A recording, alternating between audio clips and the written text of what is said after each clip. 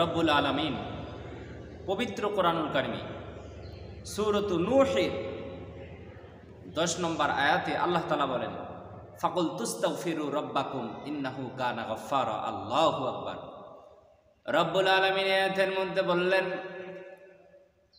ও নূহ, আপনি আপনার জাতির লোকদেরকে বলে দেন, ফাকুল তুস্তাগফিরু রাব্বাকুম, তোমরা তোমাদের রবের কাছে ইস্তেগফার করো, তাওবা করো। ইন্নাহু কানা গফফারা, তিনি হলেন ক্ষমাশীল।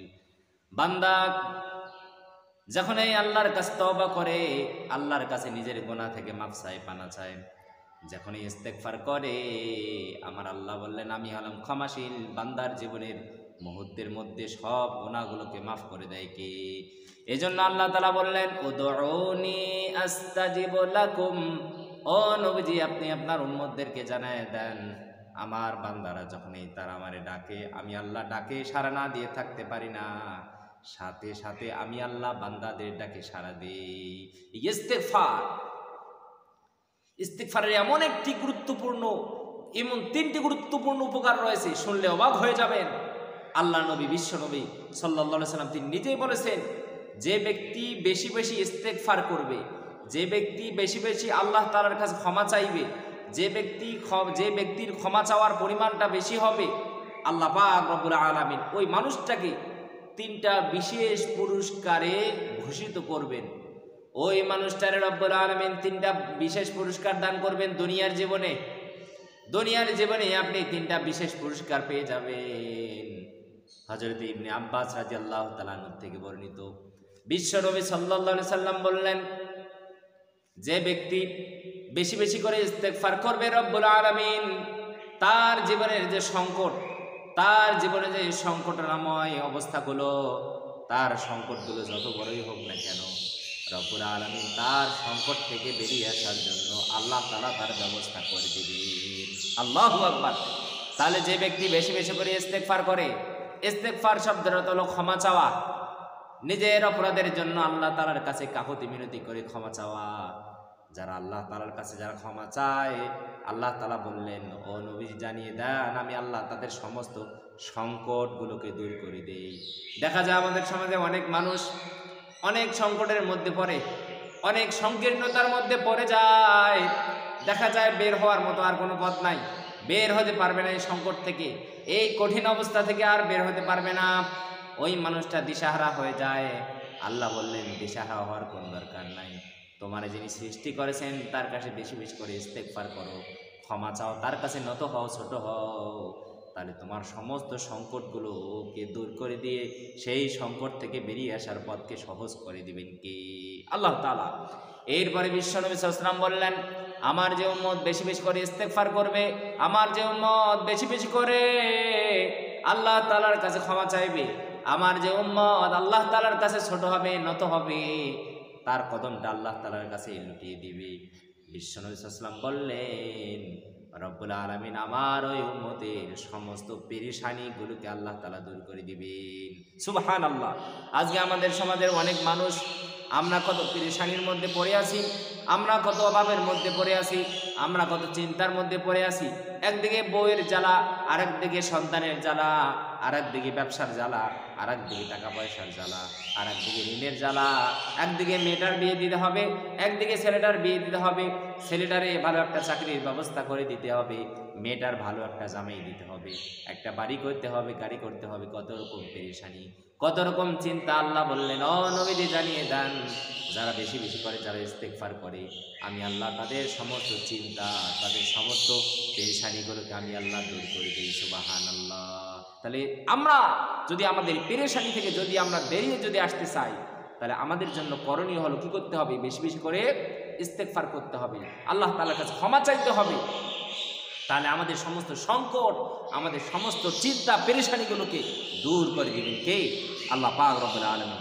3 নম্বরে বিশ্ব নবী সাল্লাল্লাহু আলাইহি ওয়াসাল্লাম বললেন, যারা বেশি বেশি করে যারা ইস্তেগফার করবে, রব্বুল আলামিন তাদেরকে এমন জায়গা থেকে, এমন স্থান থেকে, এমন মুহূর্তে তাদেরকে এমন রিজিক দিবেন যে রিজিকের কথা ওই মানুষটা জীবনে কোনোদিন কল্পনাও করে নাই। আল্লাহু আকবার।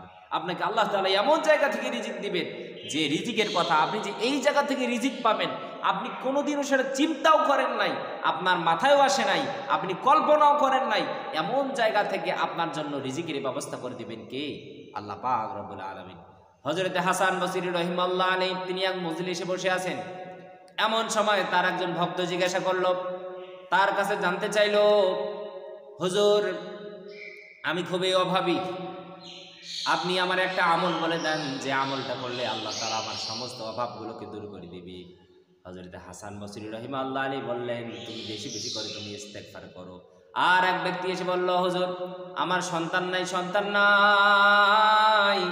আপনি আমার একটা আমলের কথা বলে দেন, যে আমলটা করলে আমার সন্তান হবে।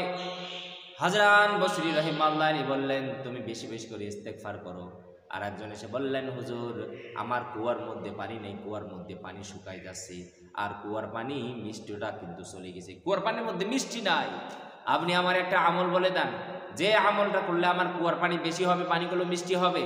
হাসান বসরি রাহিমাহুল্লাহ আলাইহি বললেন, তুমি বেশি বেশি করে ইস্তেগফার করো, বেশি বেশি করে তুমি ইস্তেগফার করো।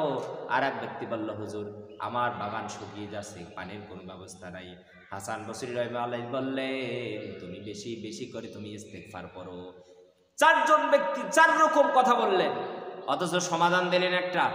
তার ভক্তরা যারা আশেপাশে ছিল সবাই জিজ্ঞাসা করলো, হুজুর বিভিন্ন জন বিভিন্ন সমস্যার কথা বলল, আর আপনি সমাধান দিলেন একটা, এর কারণটা কি?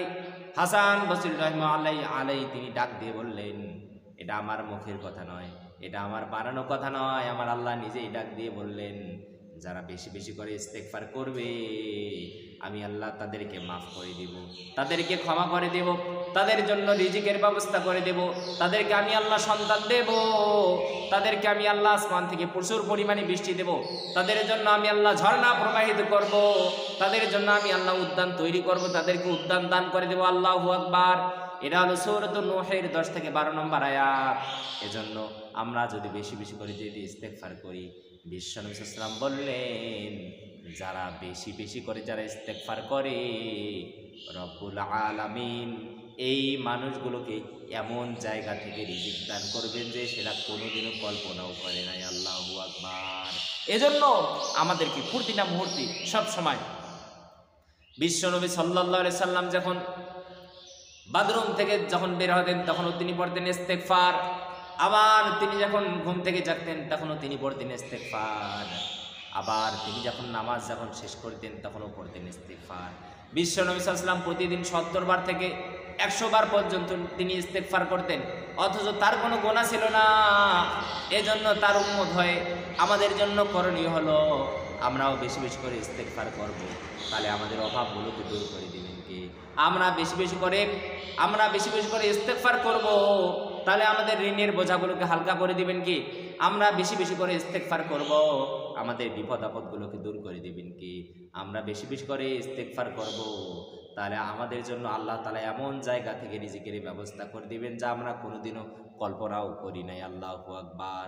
রব্বুল আলামিন এই ইস্তেগফারের আমলটা আমাদেরকে সব সময় যেন করার তৌফিক যেন দান করে, সকল বলি আল্লাহুম্মা আমিন।